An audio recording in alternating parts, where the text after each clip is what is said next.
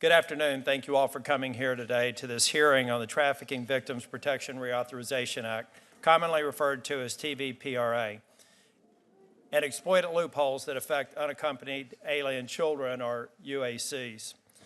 Integral to the success of our nation is a robust, fair, and accountable immigration system, one that learns from the mistakes of the past, adapts to the problems of the present, and guides aspirations for the future. I hope that this hearing will facilitate a continued bipartisan policy discussion that strikes a balance between protecting unaccompanied minors who face legitimate humanitarian challenges and preventing violent actors such as MS-13 from exploiting loopholes. Apprehensions of accompanied minors increase consistently every year from 2011 to 2014. Referrals to HHS Office of Refugee Resettlement have increased every year since 2008. Testing the limits of the agency's capacity to house these individuals. Between October and November 16th, October and November of 2016, Border Patrol apprehended 14,128 unaccompanied children, 4,000 more than the previous year.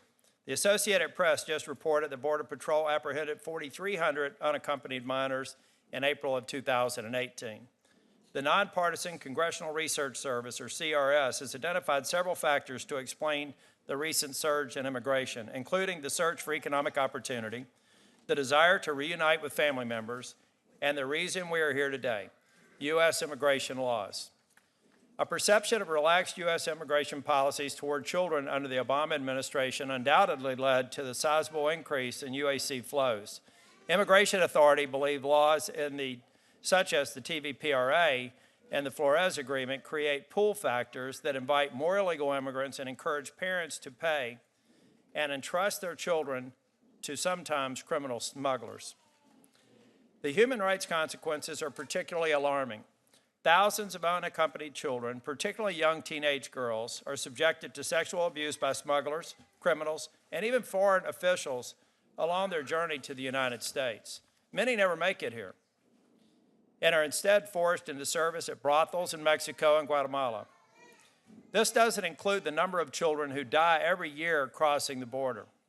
The influx of unaccompanied minors has also created recruiting opportunities for gangs such as MS-13. In a series of articles about the gang and its growth amongst teens, the Washington Post found that unaccompanied youth at the border, once released, are quickly recruited by the gang. In the Washington metro region alone, over 42 unaccompanied children were involved in MS-13 violence over the past 3 years, including 19 charged in connection with murder and attempted murder.